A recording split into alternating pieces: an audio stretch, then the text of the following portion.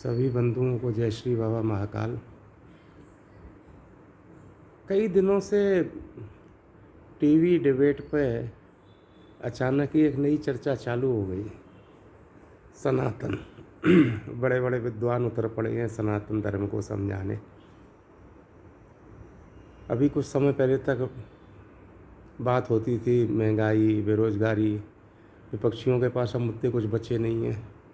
महंगाई, बेरोज़गारी तो सब खत्म हो गई। अब बात चल रही है खाली सनातन पे, रामायण पे, गीता पे, भागवत पे। पढ़े लिखे शिक्षा मंत्री, कोई शिक्षा मंत्री हैं, वो पूछ रहे हैं ढोल गंवार शूद्र पस नारी। तुलसीदास के ऊपर क्लेम करने चले हैं। राम पे बात हो रही है। जिस राम के रा का मतलब पता नहीं है वो लोग मैदान में उतर पड़े हैं। और जो सबसे बड़ी समस्या सनातन के साथ ये हुई कि योगी जी ने बोल दिया भारत का राष्ट्र धर्म सनातन है। बस 24 घंटे सिर्फ यही एक मुद्दा रह गया, बाकी तो देश में कोई समस्या है नहीं। मोदी जी ने आके सारा खेल ही पलट दिया है, तो ये बेचारे भी करे क्या। अंग्रेज़ों के बाद में जो सत्ता ट्रांसफ़र हुई वो पढ़े लिखे लोगों के हाथ में थी। संस्कार और शिक्षा बहुत ज़रूरी है शिक्षा, लेकिन बिना संस्कार की किताबी शिक्षा किसी काम की नहीं है। वो तो किताबी कीड़े होते हैं। A to Z लिख दिया, सब कुछ रटंत विद्या फलंत नहीं, वो वाली स्थिति है। भाव तो समझ नहीं पाएंगे कभी ज़िंदगी में। एक शब्द के हजारों मीनिंग हैं। इतना गूढ़ रहस्य है। बिना गुरु के संगत किए, बिना संस्कारों के खाली किताब पढ़ने से शिक्षा नहीं आती है। अब आजकल स्थिति क्या हो गई कि according to James Allen the cause of disease is in the mind. ये रट लिया line. According to James Allen तो पता है बच्चे को, लेकिन अकॉर्डिंग टू हमारे ऋषि मुनि, हमारे वेद, हमारे शास्त्र, हमारे पुराण, वो पता नहीं है। क्योंकि सभी तो मोड बन गए आजकल। अब बच्चे की पढ़ाई शुरुआत वहाँ से हो रही है। Baa baa black sheep have you any wool. Yes sir, sir अरे मुझे याद हो गया। पढ़ाते पढ़ाते पहले बेटों को पढ़ाया, मेरी नातनी वही सिलेबस, वही किताब, Johnny Johnny yes papa, eating sugar no papa. अब संस्कार विहीन शिक्षा बड़ी घातक होती है। अब आजकल 3 तरह के शिक्षित घूम रहे हैं मार्केट में। एक तो वो हैं जिनको सब किताब रटी पड़ी हैं, लेकिन संस्कार के नाम पे जीरो। आजू बाजू का भी पता नहीं है, किताब के अलावा कुछ पता नहीं है, लेकिन डिग्री होल्डर हैं, शिक्षित हैं। अब जब वो शिक्षित हो गए तो उनकी शिक्षा का पता तो जब ही चलेगा जब वो अपना मुंह खोलेंगे। अब मुंह खोलेंगे तो मुंह तो एक ऐसी दुकान है जो ऐसे तो बंद रहती है, जब तक बंद रहे पता नहीं चलता है। जैसे ही मुंह खुलता है पता चल जाता है। तो दुकान किस चीज़ की है, लोहे की है कि कोयले की, तो जो सामने आपको दिख ही रहा है। दूसरे वो शिक्षित हैं जो दबदबे में नकल कर कर के डिग्री होल्डर ले लिए, तो उनको तो वो भी पता नहीं है कि क्या लिखें और क्या समझें और क्या बोलें। अरे राम के आदर्शों को क्या समझोगे। सनातन को समझना इतना आसान नहीं है। लेकिन क्या था कि मैकाले का जो दिमाग था ना, उसने सबसे पहले एक ही बात थी कि बाकी तो सब कुछ ठीक है, सबसे पहले इनकी संस्कृति का विनाश कर दिया जाए तो ये तो अपने आप ख़त्म हो जाएंगे। आज वही स्थिति दिख रही है, आपके सामने है। संस्कृति का विनाश हुआ। देखते देखते गुरुकुल परंपरा, संयुक्त परिवार सिस्टम सब खत्म होते चले गए।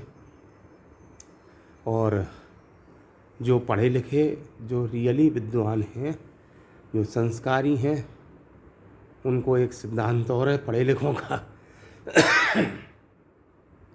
कि मूर्खों से बहस नहीं करनी चाहिए। अब वो तो बहस कर नहीं रहे। जो जिम्मेदार हैं जिनका फ़र्ज है धर्म रक्षा करना, वो भी दुकान खोल खोल के बैठे हैं, अपनी रक्षा में लगे हुए हैं। भैया कोई बुरा मत मानना, जो हकीकत है सब नहीं होते, अपवाद हर चीज़ का होता है, अच्छे लोगों की कमी नहीं है, लेकिन जो अधिकतर होता है उसी के बारे में चर्चा होती है। तो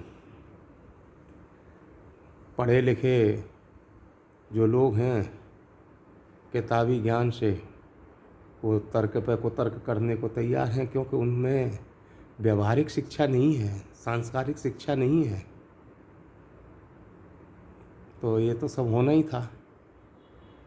अब जो एक ढर्रा चल रहा था बरसों से, 70 सालों से, 1965 के लगभग इस देश में सत्ता में वोटिंग की जो राजनीति चालू हुई जम के, उसमें एक चीज़ ये आई सबसे सामने कि लोगों का सहारा लिया जाए। और क्षेत्रीय पार्टियों, उस समय क्षेत्रीय पार्टियां थी नहीं, लेकिन क्षेत्रों में दबदबा किसका है, कौन पावरफुल है, बड़े बड़े बिहार में और यहाँ पे हर जगह, उत्तर प्रदेश में ठाकुर हैं, भूमियार हैं, जमींदार लोग थे, उनकी तूती बोलती थी, उनके जो अनुयायी थे, उनके जो फॉलोवर्स थे। तो शुरुआत तो ये हुई कि भाई तुम हमें वोट दिलवाओ, हम तुम्हारा राजनीतिक फ़ायदा करेंगे। अब राजनीतिक फ़ायदे में पेट्रोल पंप के ठेके हैं, बहुत तरह के रोड बनाना, ये बनाना, हज़ारों काम थे, ठेकेदारी करते थे। फिर जब ठेकेदारी से उन गुंडे और मवालियों ने, लोकल गुंडे लोगों ने जब दबदबा ठेकेदारी से कमाया, फिर उनके दिमाग चले, शैतानी दिमाग में भाई ये आता है, बोले भाई खाली ठेके वेके से अपना क्या होगा, मोटी मलाई तो सत्ताधारी खा रहे हैं कुर्सी पर बैठ के। उन्होंने आगे कदम बढ़ाया, बोले वो उम्मीदवारी जाहिर कर दी, बोले अब हम तो उम्मीदवार बन के आएंगे, आपको सपोर्ट करेंगे, लेकिन हमको तो उस हिसाब से वोटों के चलते, तुष्टीकरण के चलते अनपढ़ गंवार जो आपको आज दिख रहे हैं, कई नेता जो नेता हैं जिन्होंने कभी कुछ पढ़ा नहीं होगा धर्म ग्रंथ, अनपढ़ और गंवार, वो लोग भी आज रामायण पे बात कर रहे हैं। ढोल गंवार शूद्र पशु नारी, सकल ताड़ना के अधिकारी। ओ हो, तुलसीदास और रामचरितमानस बदल देना चाहिए, कोई कह रहा है बैन लगा देना चाहिए, कोई गीता पे डिस्कस कर रहा है, कोई गीता को जिहादी बता रहा है। लेकिन हैं कौन ये लोग? कौन हैं ये लोग? वही हैं अशिक्षित मूर्ख, बिना संस्कार के। आज क्या हुआ, पहले एक वक्त था तो संस्कार हर किसी में था, लेकिन शिक्षा की कमी थी। आज शिक्षित हो गए लेकिन संस्कार गायब हो गए। शिक्षा के साथ संस्कार होना बहुत ज़रूरी है। अगर संस्कार नहीं है तो शिक्षा का कोई मीनिंग नहीं है। अंग्रेज चले गए, अंग्रेजी दे गए, अब 80% सनातनी, 80 भागों में बटा हुआ सनातनी, ठाकुर, भूमिहार, जाट, ब्राह्मण, बनिया, शूद्र, पता नहीं किसने इतनी जगह बांट दिया। ये सब राजनीतिक खेल हुआ। 75 सालों में, 70 सालों में इस देश को बर्बादी के कगार पर लाके खड़ा कर दिया। उसी का आज नतीजा है। अब तुलसीदास जी ने जिस भाव से लिखा, अब अगर संस्कारी होते, किसी गुरु से ढंग से ज्ञान लिया होता तो उसका मर्म समझते। अब अर्थ का अनर्थ करने को, क्योंकि आज की शिक्षा है, पढ़े लिखे हैं, मुर्दार किसी से हैं नहीं, या फिर नेताजी हैं। शिक्षा मंत्री, हंसी आ रही है, जो शिक्षा मंत्री अगर इस तरह का होगा तो पता नहीं कहाँ ले जाएगा विद्यार्थियों को। तो ढोल, अरे भाई जब ढोलक बजती है, ढोलक में होती हैं डोरियों के सहारे एक कड़ी, 2 डोरियों के बीच में एक कड़ी होती है, उनको खींचती है। उसको कहते हैं, उनको ताड़ के रखना, मतलब खींच के रखना। ताड़ने के बहुत सारे अलग अलग अर्थ हैं। अब किताबी कीड़ा है, वो क्या समझेगा उस अर्थ को। ढोल बजता तभी है जब उसके वो कड़ी खींच के, क्योंकि जब उसको खींच के रखा जाएगा, उसकी कड़ियों को जब कस दिया जाएगा तभी उसमें से ताल निकलेगी ना। तो अब वो क्या समझे। फिर गंवार, आप देख ही रहे हो आजकल टीवी की डिबेटों में बड़े बड़े अनपढ़ गंवार धर्मशास्त्र का ज्ञान लेके बैठ जाते हैं और राम के ऊपर चर्चा करने लगते हैं, जिस राम की ABCD पता नहीं है। अरे भैया, जिस संसार में हम रह रहे हैं, हम जिन लोगों के बीच में रहते हैं, जो हमारा सर्किल है, हम उसी में किसी एक दूसरे को नहीं पहचान पाते और धोखा खा जाते हैं। तो वो परम परमेश्वर जो इस दुनिया को चला रहा है, उसको जानना ऐसे गंवारों के लिए संभव है क्या। अब तुलसीदास जी ने तो ये लिखा था कि इस तरह के जो गंवार हैं उनको भी खींच के रखना चाहिए। मतलब एक हद से ज़्यादा बोलना बहुत घातक होता है। जो ये आज कर रहे हैं, ये अपने पतन के लिए खुद ही रास्ता खोद रहे हैं। ये कुछ होना नहीं है, सत्य सनातन का कुछ नहीं बिगड़ने वाला है। किसी का इतिहास आपके सामने है, सब इतिहास, कौन सा धर्म कब हुआ, उसके पहले सब सनातनी थे। राम और कृष्ण का इतिहास, सतयुग, त्रेता, द्वापर, हजारों अरबों सालों के इतिहास हैं सनातन के। राम जी के टाइम पे तो कोई दूसरी कास्ट थी नहीं, फिर भी जिस तरह के माहौल उस समय भी बने, कौन थे, सनातन थे। सनातन धर्म का नुकसान कोई दूसरा धर्म नहीं कर रहा है। सनातन का नुकसान तो सनातनी कर रहे हैं। मुग़ल काल आया, मुग़ल आए, अरे कहाँ से आए, जयचंदों की कमी थी क्या। और पता नहीं उस समय से जयचंद चल रहे हैं, और अब ये है कि आज घर घर जयचंद हो गए हैं, तो गंवार हो गए। गंवार ऐसा भी होता है, अपने घर में भी कोई कम बुद्धि का होता है तो उसको थोड़ा सब डांट डपट के रखते हैं। क्यों? उसको बुद्धि तो है नहीं, वो कुछ भी अनर्गल कर सकता है, कहीं भी आपकी बेइज्जती कर सकता है। और उसको अगर लिमिट में रखा जाए, थोड़ा दबा के रखा जाए, उसका मतलब ये थोड़ा है कि उसका ख्याल नहीं रखा जाए।